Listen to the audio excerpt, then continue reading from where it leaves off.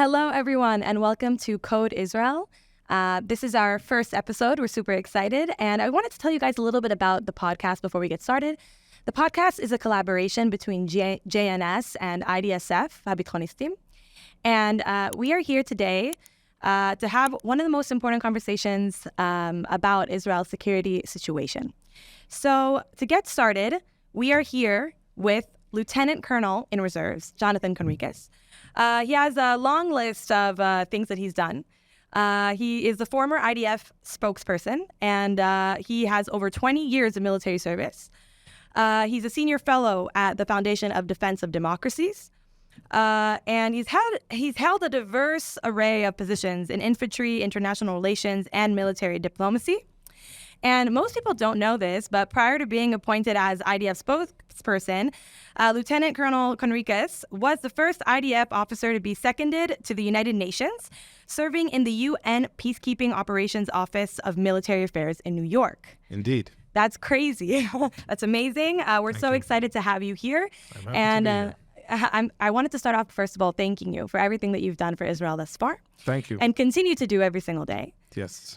So with all this impressive, background, military background, I wanted to ask you, you've had many years of experience, just about Israel's military situation. So how do you think things have changed? I guess I want to ask you, since, all the things that you've seen in the past till today's situation with October 7th. Yeah. So thanks for having me here. It's great to be at the JNS and to be part of the first episode of the IDF, Habitonistim and JNS podcast and YouTube service. So I think that October 7th was a tremendous masks off kind of moment for Jews around the world, for Israelis living in Israel, where really we could see and understand more who our real friends are and who our enemies are and who could no longer be considered friends. I think that October 7th also gave us a horrible and very sharp reality check on our security situation. And I think that today, many more Israelis, people who deal in security and people who don't deal in security, are much more aware of how difficult and challenging our security situation is. People have come to understand what few people have been speaking about for years, about Iranian entrenchment, about the different proxy organizations that Iran has been building and funding along our borders and in our midst, which before October 7, people were kind of paying attention to, not so much paying attention to, and kind of dismissed it. I'd say that in general, we could say that the entire defense establishment, in a way, was dismissive of the threat and the severity of the threat, and that's one of the reasons probably why October the 7th happened and why Hamas was able to do the atrocities that they did. But I think that today many Israelis are much more cognizant of the situation, about the threat, and are coming to the understanding of the need for a different Israeli strategy in order to continue to live and prosper and flourish in our ancestral homeland, and to do so safely.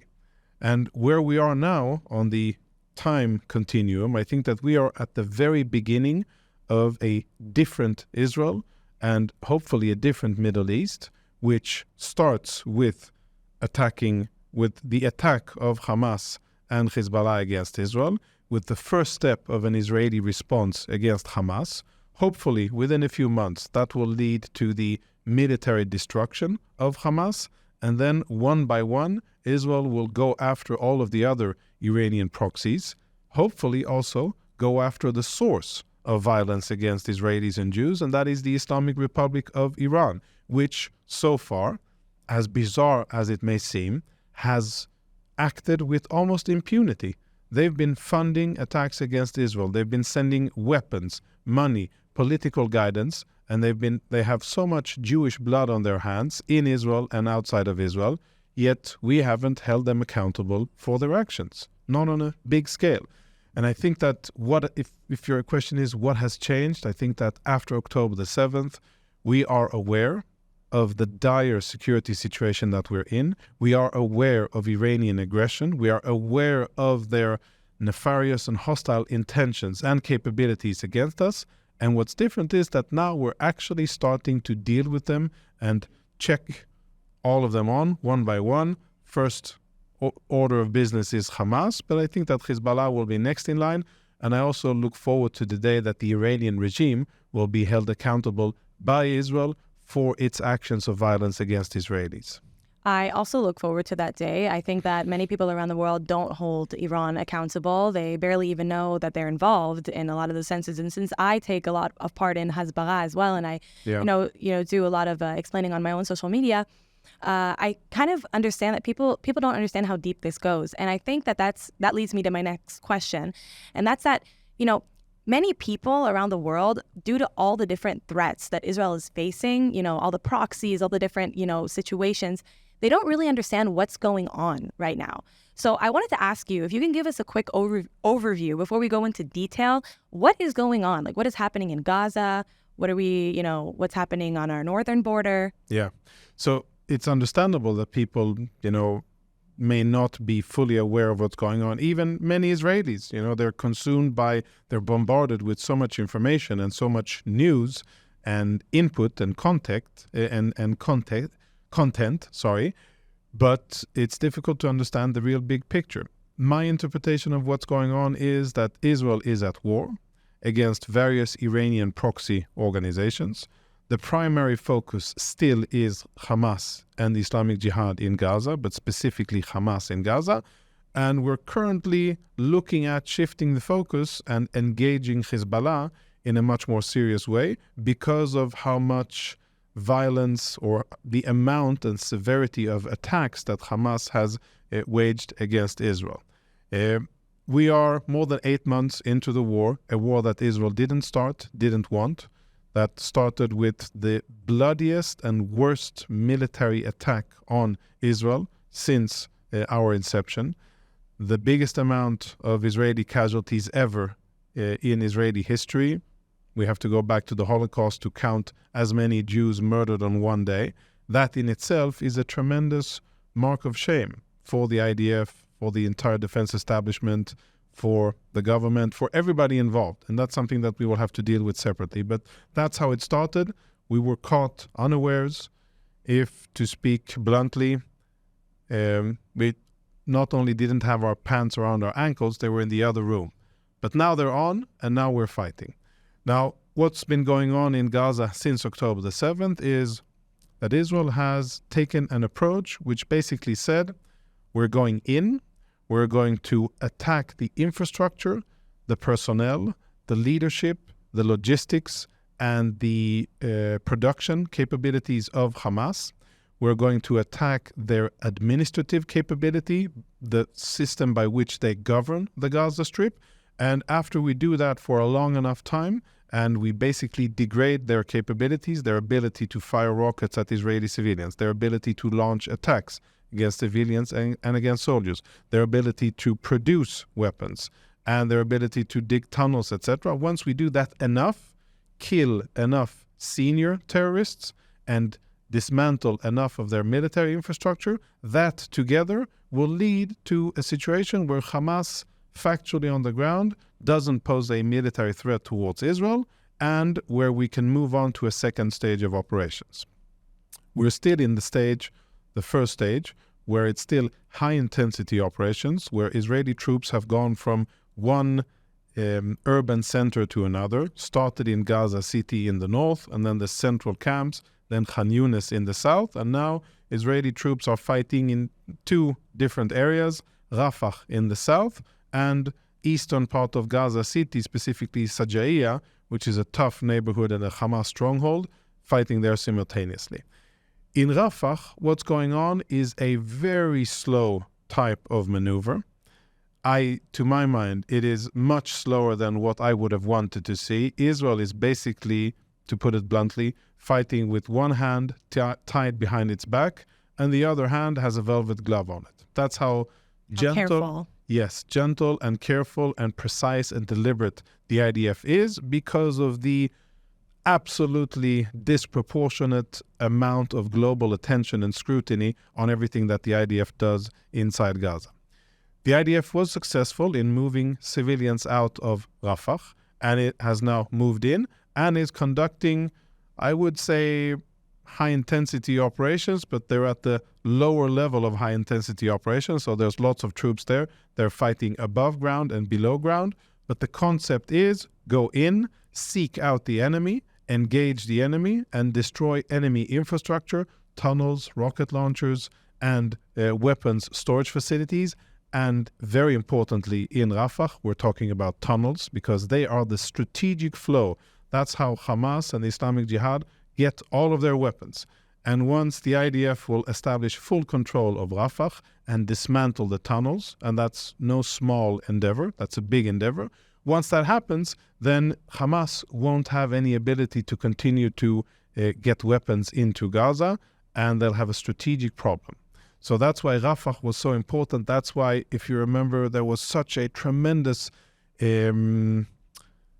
opposition in Egypt, Qatar, the US, and many other countries who were really opposing Israel going into Rafah. And Israel said, well, it's fine that you oppose it, but we need to do this because if we don't, we can't defeat Hamas. And then all of this war would have been for nothing. So it was very clear from the beginning, and I said that months on end, IDF will go into Rafah and we will fight door to door, tunnel to tunnel, and eventually they will be defeated, Hamas will be defeated, and Israel will take control over the southern part of the Gaza Strip. So what we're seeing now in Gaza is what I think will be the reality for the coming months, maybe more than that, of high-intensity operations focused in a certain area where, out of a consideration for the civilians in Gaza, or let's say the non-combatants or people that aren't currently fighting against Israel, because these definitions are a bit fluidic. I think we have to upgrade definitions, but let's say people who currently aren't fighting against Israel. Because there really is no way to know. It is, I think, impossible really to distinguish, because one moment a guy or a woman can be holding an RPG launcher, and we've seen this on the battlefield, dressed in civilian clothes, firing an RPG at an Israeli tank or at Israeli troops, and then 2 seconds later, they look like a civilian again. And we've seen this over and over and over, and it's part really of the system of Hamas, where they do everything they can in order to muddy the line between civilian and combatant, between someone who is an active combatant on the battlefield and someone who isn't, and they do everything they can in order to basically erase that distinction. And then, of course, they use it in media warfare and propaganda against Israel. But to go back, that's the situation in Gaza. I think that in a couple of months, maybe less than that, Israel will dismantle what's left of Hamas's infrastructure in Rafah.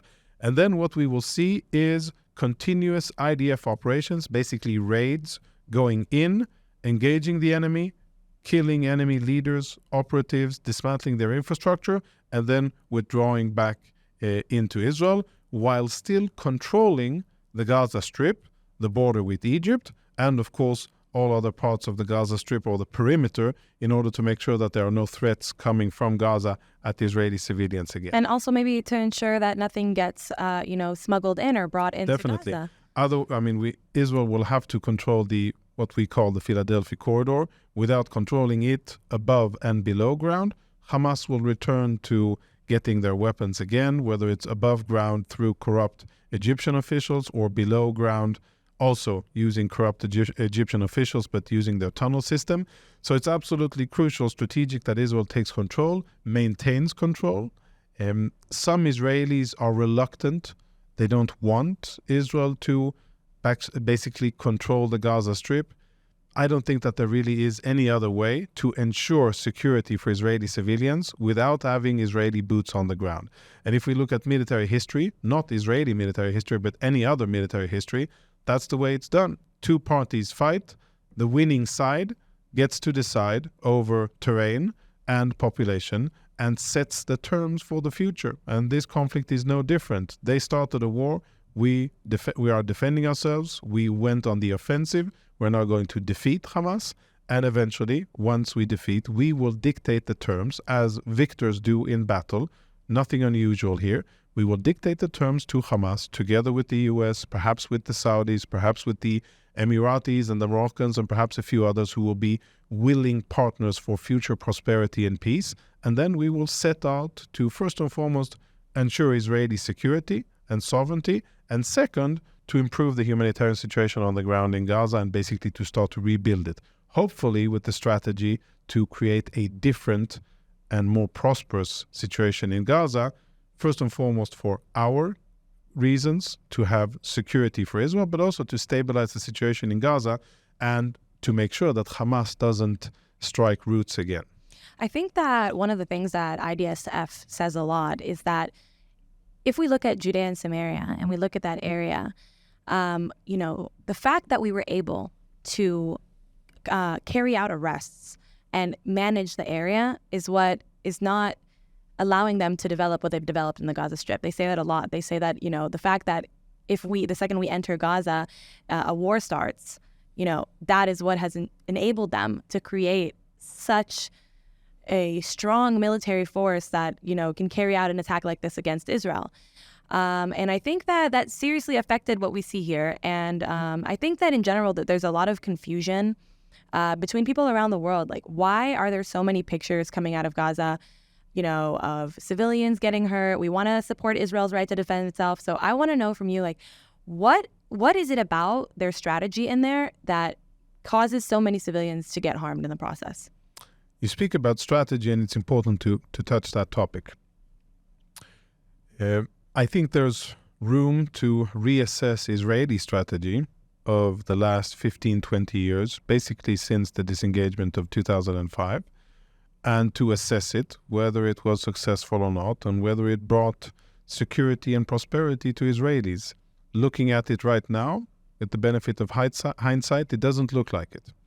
And I think that there's room to reevaluate the whole thinking of they're in there, we're on the other side, and we'll have a defensive obstacle in the way, and we will allow them to generate military capabilities and pursue their strategy without really challenging their ability to grow more and more powerful and acquire military capabilities like they have. The reason I say strategy is because I think people don't understand that they knowingly put... Definitely. So I'll get to that. So their strategy is, it's not new. They basically took a page out of books written by other terrorist organizations, Hezbollah in Lebanon, ISIS in Iraq and in Syria, Taliban in Afghanistan, and Al-Qaeda. It's basically the same ilk of people who have no respect for human life, by and large, very little respect for the sanctity of human life, have no even a pretense of any type of respect for international law, humanitarian law, the law of armed conflict. They don't feel bound by it. They use it, they try to use it against us, but they themselves, systematically, they undermine the very basic principles of everything that has been encoded in international law by their whole strategy.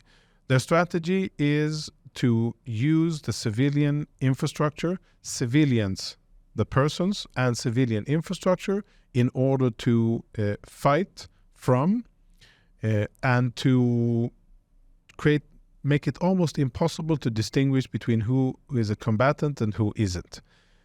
We in Israel, just like NATO forces, US forces in Afghanistan and Iraq, etc., we fight according to the laws of armed conflict. We try to apply distinction, proportionality, and only to operate when there's military necessity. These are the limitations that we put on ourselves because it's the right thing to do, not because it isn't okay. It is the right thing to do. It corresponds with our moral values of the sanctity of human life, and it corresponds with who we are as a democracy, as a Jewish state that has morals and values human life, and we try as much as we can in order to minimize the damage to civilians.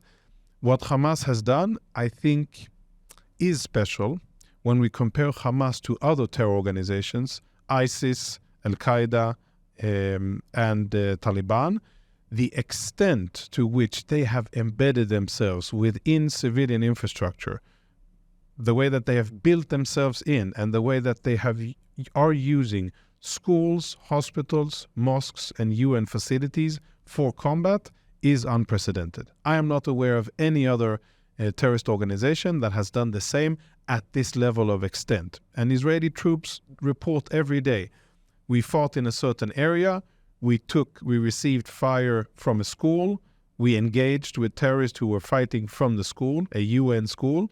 And once we got in, we found either access to tunnels or a weapon storage facility or places where combatants were fighting from, or a command post, or they were manufacturing rockets, or any of the above combined. In each and every school and almost every mosque all over the Gaza Strip, and I know that this sounds too generalistic and an overstatement, but it actually isn't, and I've spoken to many IDF officers who have fought months inside the Gaza Strip, and they know, wherever they see a school, they know that there will be Hamas fighters there. And if they see a mosque, they have a mosque on the map, they know that there will be incoming fire from that mosque, and most likely there will be a connection to a tunnel from that mosque.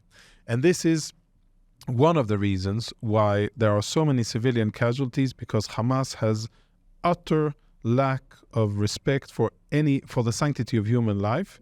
They hide their rocket launchers and their storage facilities under civilian buildings, and all of their tunnel network, which is how they move about in the Gaza Strip, is under civilian buildings. So whenever Israel tries to strike terrorists, wherever they are, there's always a layer of civilians in between. Now, what Israel has done, that no other military has ever done in the history of warfare, is to telegraph ahead of time its intentions and say, okay, we are now going to strike in this neighborhood, whether it's Gaza City, Khan Yunis, Rafah, or wherever, even in smaller detail, and you have X amount of hours to get out. No other military ever did that. Israel has done it out of a respect for human life, not because it's expedient on the battlefield. It's actually a tremendous disadvantage to telegraph to your enemy where you're coming next, because then they have more time to prepare and they can focus their resources there. Which leads me to my next question. I think a lot of people have seen the famous video of you going around of an interviewer, I think it was BBC, if I'm not mistaken. It was BBC, yes. Asking you why we didn't let them know before we rescue the hostages. Carried out the mission to rescue the hostages. Yeah, it's part of that mindset. There's a mindset that dictates, and it's a mindset that is very popular amongst editors, journalists, and certain elected officials and people of influence around the world, whereby if something happened in the Middle East and if people got killed, it's Israel's fault. Never mind if we were attacked first, and never mind if we're only defending ourselves. People got killed, well, let's look for the reason, and the reason must be Israel. And only when you have that kind of a mindset, you can come up with an odd question like that, which, of course, when you analyze it in hindsight, it's a bit of a silly question. I just had to know, what was your reaction when you got it? I saw your face on the interview. I saw you were taken aback by the question. I smirked a bit. Which I usually don't do. But I was surprised by the question. I've done hundreds of interviews in the last months, had lots of odd or tough questions. Some of them were bizarre, some of them were hostile. This one was very odd, and I was surprised that it was asked. Maybe it was a mistake. We all have our moments when we don't think straight. It can happen to everybody. But I think that it is representative of a certain mindset where Israel is held to impossible standards like no other country defending itself is. The amount of scrutiny, oversight, interference in everything that we do or don't do is unprecedented. We're the only country in the world that constantly has to explain. You use the word hasbara. I usually try to stay away from it. Me too, but... Yeah. Where we have to advocate for ourselves. Other countries, they do public affairs or public relations, public diplomacy, outreach efforts, media relations, many names, right? But it's basically the same thing, communicating to the world what it is that you're doing. We, for some reason, feel the need to advocate or explain. The Hebrew root for the word is lehasbir, hasbara. Mm-hmm. It is to explain. I think that we should, in terms of how we're dealing with media-wise, there's an urgent need for us to completely overhaul the way that we communicate to the world and to address our foreign relations, our foreign diplomacy, our public relations as if it was a crucial asset that we need to manage much, much better and to turn it from a liability to something of an enabler and an asset. Currently, that is not what we're doing. Currently, I think that there's a lot to improve in the way that we are communicating. And I think if you go back to the beginning of our talk about what has changed, I think our security perception should change, but also the way that we manage our public relations and the way that we communicate with the world. It is urgent time for the state of Israel to address this seriously, not as amateurs, not as one-off by talented or less talented people, not by 5 different government ministries, but by resourcing it, by prioritizing it, by budgeting it, and by having the best and brightest minds in Israel deal with it in a professional way, which isn't what we've been doing so far. You've been in Gaza a couple times, from what I've understood. Mm-hmm. And I just wanted to ask you a little bit about what the situation looked like on the ground right now. So the brave, mostly men, maybe there are a few women as well, but the brave men that we have fighting on the ground in Gaza, first of all, I want to recognize their bravery, their professionalism. They've been fighting, many of them, especially the regular troops, but also reservists. They have been fighting in a hellish environment for more than 8 months, through cold and heat, in adverse conditions, in a heavily entrenched combat environment, perhaps the most complex combat environment ever seen since the Second World War. And I don't think that I'm exaggerating. Gaza... What makes you say that, though? Gaza basically is one big fortified enemy compound, above and below ground. And the level of fortifications, tunnels, booby traps, IEDs, the amount of enemy personnel and the weapons that they have in a very small, dense area, I am not aware of any equivalent in modern military history situation where a Western military fought in such conditions. So it's a very tough environment and it's extra challenging because there are lots of non-combatants, let's call them civilians, non-combatants who are basically in the way. Israel is trying to engage with the enemy and fight Hamas above and below ground. And there are many, many civilians there who it would be much better if they weren't there, if they were in one humanitarian zone, if they were outside of the Gaza Strip, for example, in Egypt. But sadly, I think we have to call a bluff, okay? People, Egypt, the West, any other countries, they don't really care about the security of Palestinians. If they'd really cared about the security and the chances for Gazan Palestinians to survive, and also their comfort and quality of life, they would have told Egypt, open the gates, build a humanitarian zone in the northern part of Sinai, close to the border, let Israel finish this monstrosity, this abomination called Hamas, defeat them, and once the fighting is over, have everybody return, or once Gaza is rebuilt, then have everybody return to a totally different situation. That would have cost, I think, less human lives. It would have been faster, with less suffering.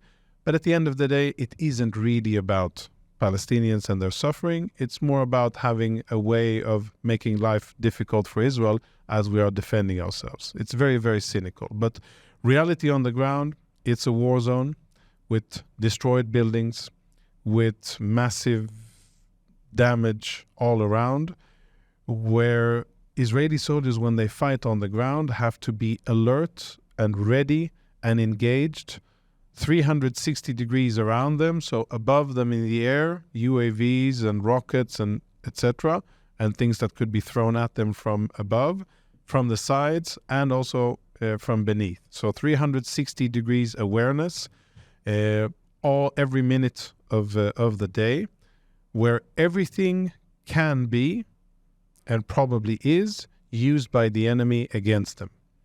It could look like a civilian woman. It could look like a child. It could look like an animal that isn't a threat, but it could be rigged by Hamas, and it could be a decoy. And we've seen it many, many times over in the Gaza Strip, where Hamas uses women and children in order to expose Israeli troops and then attacks them with snipers or with anti-tank missiles from other locations.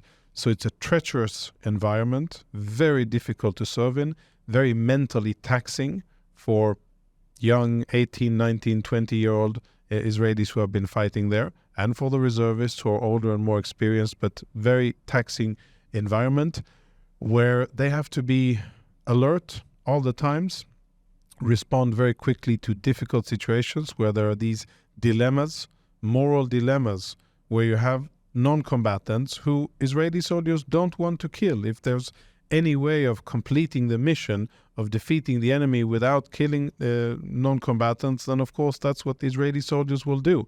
But what the enemy constantly does is creates those dilemmas. It makes it impossible. And makes it virtually impossible to have what we would call a clean fight.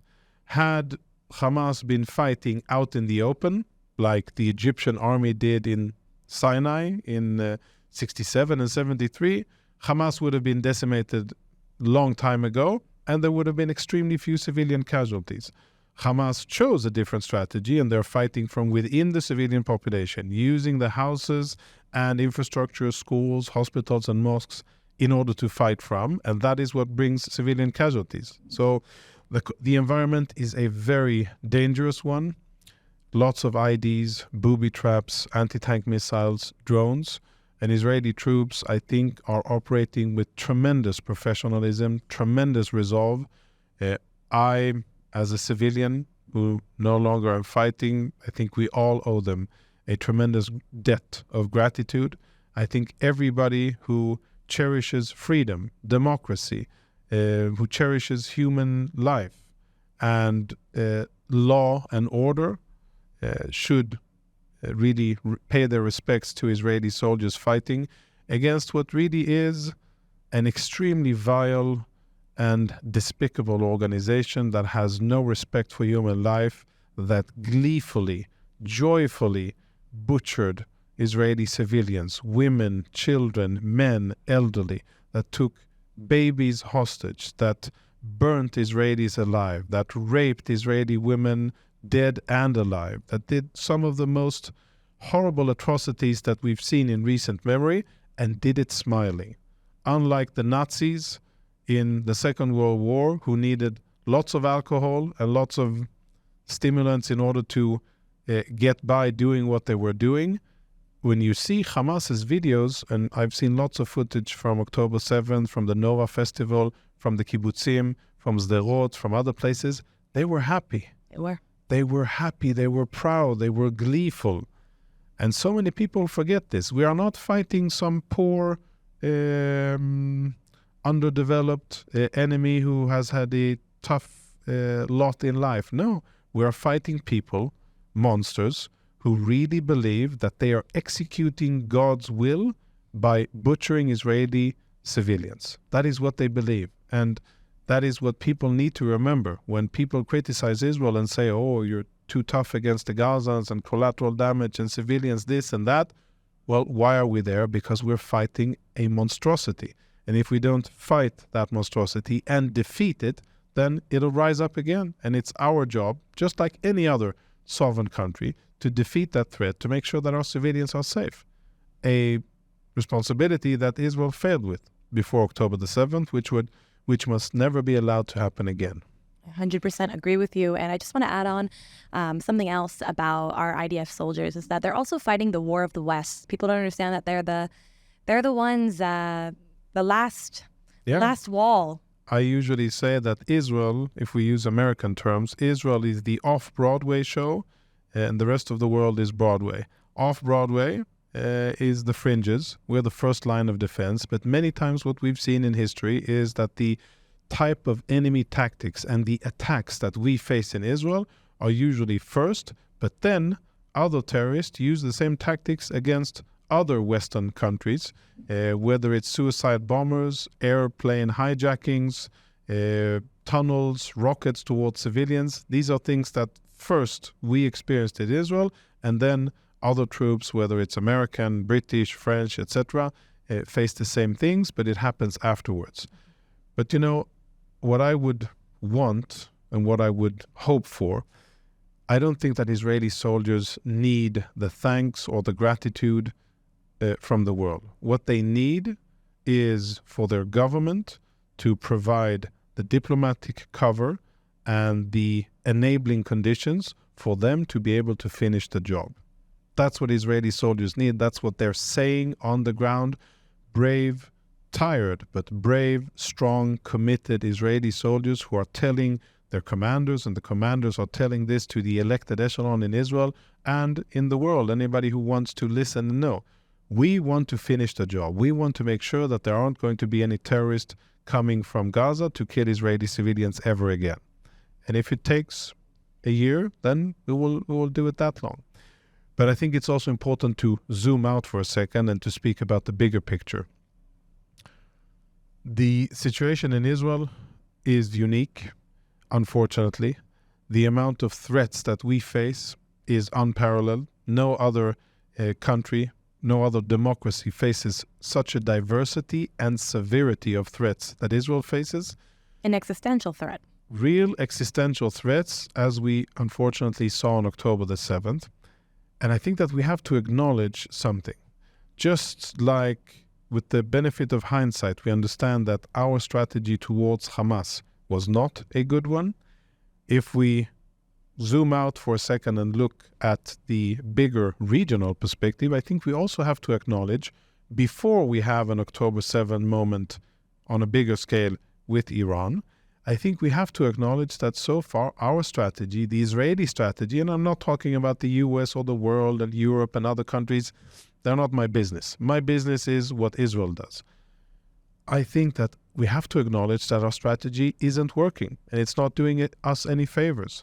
Their strategy, the Iranian strategy, is to build terror organizations in a ring of fire around Israel and to keep Israel in a constant state of fighting and war, basically a long battle of attrition. That's what the Iranians are doing, and so far, Israel hasn't really made life unbearable for the Iranian regime. They have enough money, enough energy, enough time and resources to continue to do what they're doing, which is to send weapons and money to terror organizations around us. I think that the situation will only change once Israel makes a conscious strategic change and says, okay, enough. We've had enough with Iranian attacks. We've had enough with Iranian proxies around our borders threatening to kill or abduct or rape or burn, whatever it is that they're threatening. We've had enough of Iran, just like they did a few days ago, threatening to annihilate Israel, to destroy Israel. A sovereign state makes a threat against another sovereign state, and nobody in the world bats an eye. Unheard of. Only with Israel do we have these situations. And I think that we should now turn that corner and hold the Islamic Republic of Iran, that horrible oppressive regime that is holding 80, 90 million Iranians hostage in Iran. We should hold them accountable for their actions. They fund terror organizations against Israel. We shouldn't be dealing only with the terrorist organizations. We should be dealing with the source. And until we start dealing with the source, and when I say deal, I mean hold them accountable and act. Not only say things and threaten, but actually act against Iran. Only once we will do that, then I think the Iranians will be motivated to reevaluate their strategy. But before we do, why should they? Their strategy is working. They're enjoying very low risk, low exposure, tremendous return on investment. They're sending Palestinians, Lebanese, Syrians, Yemenites to do their dirty work for them, and it's working. And nobody is holding them accountable. And I think that just like October 7 was a big moment of like an epiphany or understanding, we have to act differently if we want our children to grow in a peaceful, prosperous, future-oriented state of Israel in our ancestral homeland. Then we have to change strategy with our biggest enemy. even if it means a few months of additional fighting and a price to pay. I think that it would be worth it. And I think that we have to hold that regime accountable for what it's doing against us. 100%. So we talked a lot about Gaza. We talked a lot about, the war, but we didn't really highlight anything that's going on in the north with Hezbollah. Yeah. So if we could just go over that a little bit, let's talk about what's going on in the north. So we spoke about Gaza, where, as I said, and I stand by it, and I think that eventually we will defeat Hamas. We will defeat Hamas. They will not govern the Gaza Strip, and we will take control of it, and eventually Hamas will be replaced. The situation in Lebanon is different. Hezbollah is the biggest, most powerful, and best equipped Iranian proxy. It enjoys between 850 million and $1 billion US dollars worth of money from Iran every year.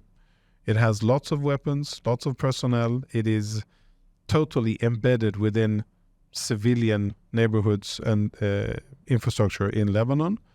And it is a much more powerful enemy than what Hamas is. Different ballgame. So where we are now, 8 months after the war started on October the 7th, is Hezbollah joining in on October the 8th, but only operating at 10, 15, 20% capacity against Israel. So it's a very restricted type of warfare where Hezbollah wants to be part of the fighting, but they don't want to go all in because they don't want to risk the consequences of going all in against Israel, because then Israel will go all in against Hezbollah and they would suffer tremendous casualties for it. We would suffer a lot of casualties, but Hezbollah and Lebanon would suffer much more. So strategically speaking, I think Hezbollah has Israel quite where it wants us. Continuous fighting, where northern Israel, a strip of about 4 or 5 miles south of the border, has been vacated. About 100,000 Israelis have been evacuated from their homes. Refugees in their own country. This also is not spoken about a lot in international media.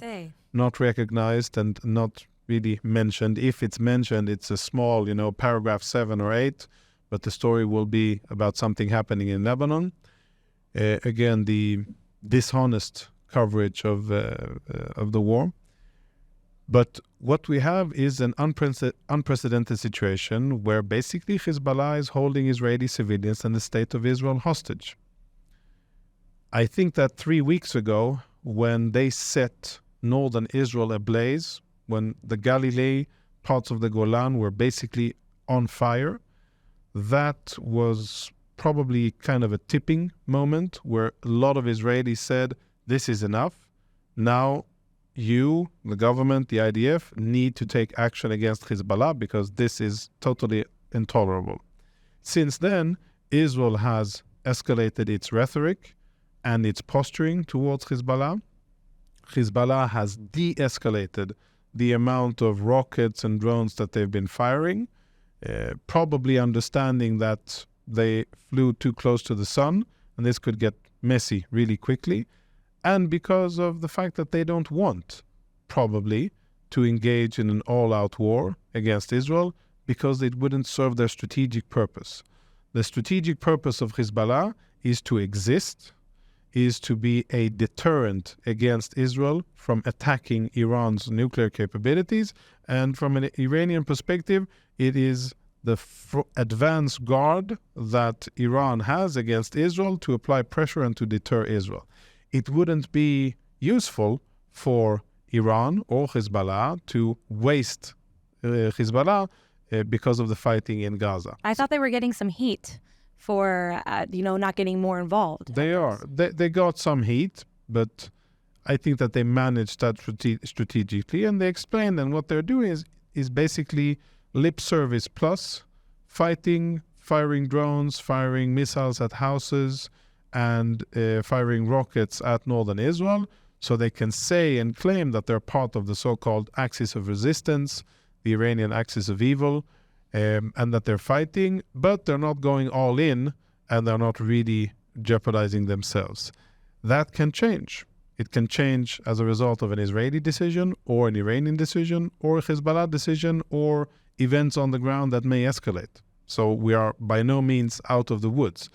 And here in the north, as opposed to the situation in Gaza, we're talking about much bigger stakes. We're talking about a tremendous amount of casualties in Israel if Hezbollah goes all out in terms of their rockets and fires at Israeli civilians. And we're talking about significant, I would say, devastating possible damage in Lebanon if Hezbollah decides to open war against Israel. So far, what Israel has been doing is holding out and conducting defensive operations in order to mitigate what Hezbollah is doing and buy time in order to have some kind of diplomatic agreement. So far, without success. Neither U.S. envoys, French, German, British intermediaries have had any success in explaining to Hezbollah or incentivizing Hezbollah that it wouldn't serve their purpose to continue fighting. So far, Hezbollah are making their considerations and they continue to fire rockets and drones and missiles at Israeli communities, and we still aren't able to bring our civilians home, which is an unsustainable situation that cannot be allowed to continue, and we definitely cannot end the war with that being the situation. So, to summarize, if you ask me, Gaza is winnable, and eventually I think Israel will dismantle Hamas, and in a long process, eventually, in a matter of years, will turn one of the worst and least developed countries, one of the most backwards areas, not countries, in the world to something different. I hope that will be the future. But regarding Hezbollah in Lebanon, different magnitude, and anybody who cares about regional stability, about loss of life, about damage, and the prospects of having a regional war should be very concerned with Hezbollah's aggression against Israel and the fact that at the end of the day, the Israeli government has an obligation to its civilians to ensure their safety, and currently not doing that. Okay. Well, wow. First of all, that's a lot. It feels like, you know, a lot of people, including myself, don't even understand the magnitude sometimes, like, of these situations. You know, we're here, we live here, we see it all. Yeah. But once you start going into the actual military situation and the security situation, you start to understand that we're talking about a long, hard war that doesn't look like it's coming to an end anytime soon. And I guess to finish, I'd just like to ask you, you know, you have a very long history with a media background, I guess we could say, you know, former IDF spokesperson, as we said before. So what do you think are some of the biggest challenges for Israel going forward in the media, I guess you could say, outlet? Yeah. Challenges are many, almost as many as we have on the battlefield, I would say. And while we could sit here, I mean, you're very active in media and what we call advocacy or outreach, and you engage with people. I'm sure you're confronted with anti-Semitism and hate on social media. I am as well, like many other Israelis and Jews around the world. Anti-Semitism is I'd say the biggest part of the challenges that we face. And it's, you know, not to call that by its name is, I would think, misrepresenting the reality. Even if the Israeli government took public relations seriously, and even if we got our house in order, prioritized it in terms of budget and personnel, and provided access, and were best in the world at communicating, I think that the Jewish nation would still face anti-Semitism as Jews have faced for millennia. But that doesn't absolve us of the responsibility to be much, much better. Looking forward, I think that there's one big challenge and one thing that is actually positive. Let's start with the challenge. Looking at electorates, looking at younger generations in Europe and in the US, looking at what's happening at campuses around the world, US, UK, France, Germany, Scandinavia, many other places. There's definitely a deep, very primal level of hatred towards Israel, towards Jews, but towards Israel, that is very popular amongst many young Americans and Europeans. And that's worrying. That is a big challenge that Israel and Jews around the world needs to start tackling in a much better way, because it already has an effect on the ability of Jews around the world, how they live and how exposed they are to threats. And it may have an effect, an even bigger effect, on international politics and Israel's ability to operate and its legitimacy or international relations, etc. So on the positive side, I sense a certain awakening in Europe, which I think is rooted in, it's basically a response to what normal Europeans saw and were disgusted by on the streets in capitals all across Europe, where after October the 7th, there's been this massive outpouring of support for Hamas, for terrorists, for radical Islam, sometimes disguised as support for Palestinians and support for Gaza, but mass prayers in squares in Europe and violent behavior, whether it's attacks on Jews in synagogues or it's confronting police and law enforcement, and really disgusting behavior by Muslims and Hamas supporters in various locations around Europe. And people who are not Hamas supporters or Muslims see that and say, well, no, that is not what I want my capital or my public space to look like. And I think that, maybe they don't speak as much, but they're thinking it. Yes. And, I've been traveling around since January 2014. I've been all over North America and Europe, UK, France, Scandinavia, Germany, been in Canada and the US, dozens of cities. And I've met Jewish communities and I've met non-Jewish communities and people who support Israel. There's lots of support for Israel.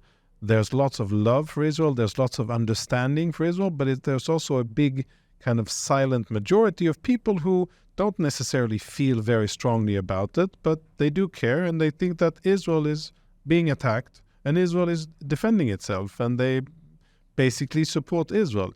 The challenge for them is that they're bombarded with lots of propaganda in the media, which has a very strong anti-Israeli flavor to it.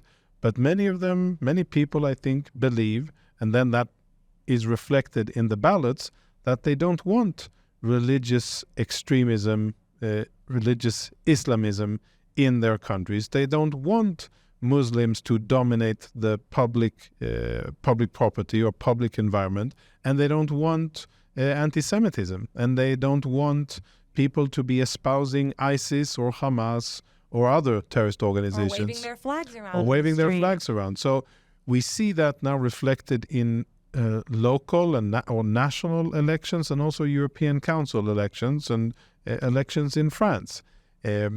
Lots of Western media, they're not calling the boy by its name and they're not putting their, the finger on the real issue here. But I think that lots of people in Europe are responding to the undemocratic, un-Western behavior as represented by many Hamas and ISIS supporters in the UK, in France, and in Scandinavia. It's insane to think about the fact that there are even Hamas and ISIS supporters in the UK and the US. Yeah. Are people not terrified of that fact?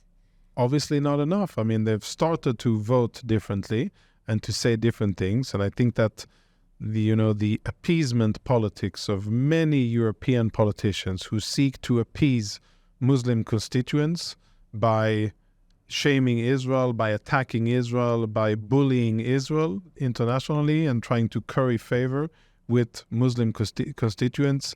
There's been a very awful clip of a Swedish, I think he's deputy mayor in the second largest city in Sweden, in Gothenburg, just a few days ago, or a week ago at Eid al-Adha, a Muslim holiday, and he was basically sucking up to Muslims, telling them what a strong supporter he is of Muslims and how bad Israel is, and that if they only vote for the Social Democrats, then we will be tough, we will divest from Israel. And he will be the first person on the target list once those people that he is now sucking up to, once they get power and once they fulfill their worldview.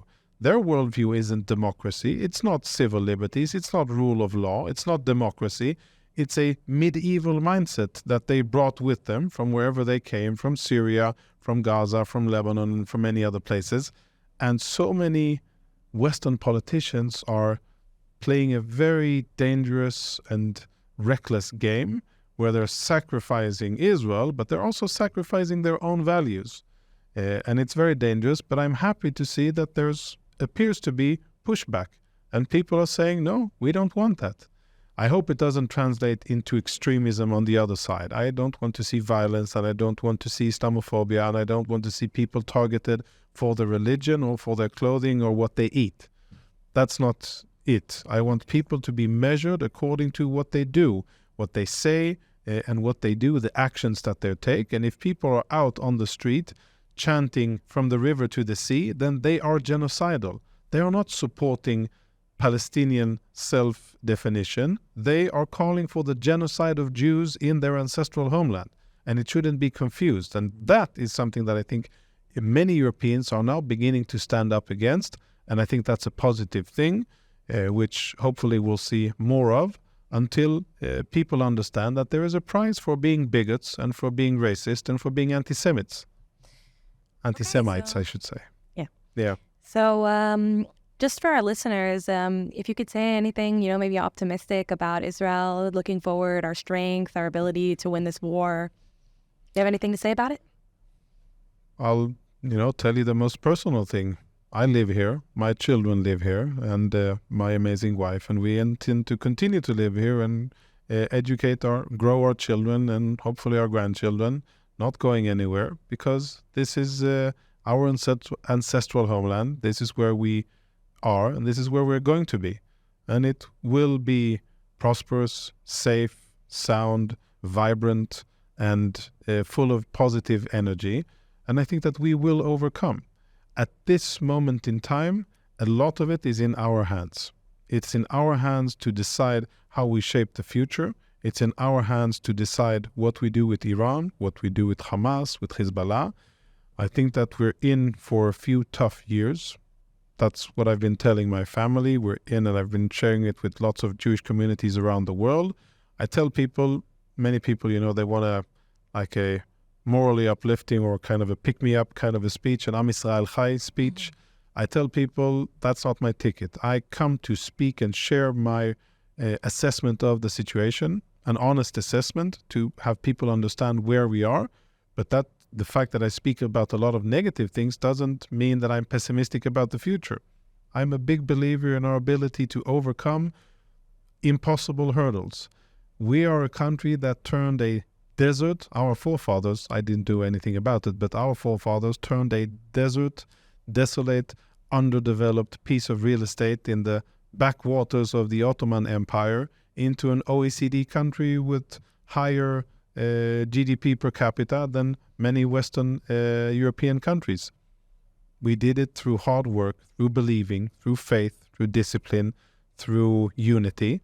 We turned a country that didn't have any water to sustain its own population and agriculture into a regional water superpower where we deal with water, where we trade with water for our national security through technology, innovation, discipline, education. So there's, wherever you go, wherever you check our history, there are so many beautiful examples of what the state of Israel has already accomplished. Yes, we have our plate full now with a lot of Iranian-related terrorist organizations, but I have faith that we will overcome them. And it's about Israel taking action, having clarity, having the deserving leadership to lead us, having moral clarity, and having the courage to do what's necessary in order to safeguard ourselves. And I'm happy, I'm confident that that will happen. I really connect to what you say about, people wanting to hear an Am Yisrael Chai speech and, you know, you wanting to tell them the truth. And I think that that's the main point of the show with Code Israel. We are trying to bring the truth to people's eyes so people can listen and, you know, watch the show and kind of understand. That's also what the IDSF Abitronistim is about. It's about giving a very down-to-earth professional assessment with clarity, with as little politics as possible about our current situation, the threats that we face, and the opportunities that are there, and we should take good use of. That's what the IDSF is about. It's about education. It's about Zionist values. It's about building a strong and vibrant and sustainable democracy, Jewish country here in Israel, and safeguarding it for the future. And I think that communicating this through this podcast and other things, it's very important for people around the world to be aware of what the IDSF is doing and how necessary it is to support it. Yes, and I think that people deserve the truth, and we're here to give it to them. Indeed. So I want to thank you so much for coming on our show. Thank you. Code Israel. And for you guys watching or listening, you guys make sure to follow us, tune in. We'll have a show premiering every week, a new episode with another either general, commander, or security official to talk about Israel's current security situation. Make sure to subscribe to our YouTube channel, JNS TV. Make sure to follow us on all of our social media platforms, IDSF and JNS as well. And we'll see you next time. Thank you so much for joining us.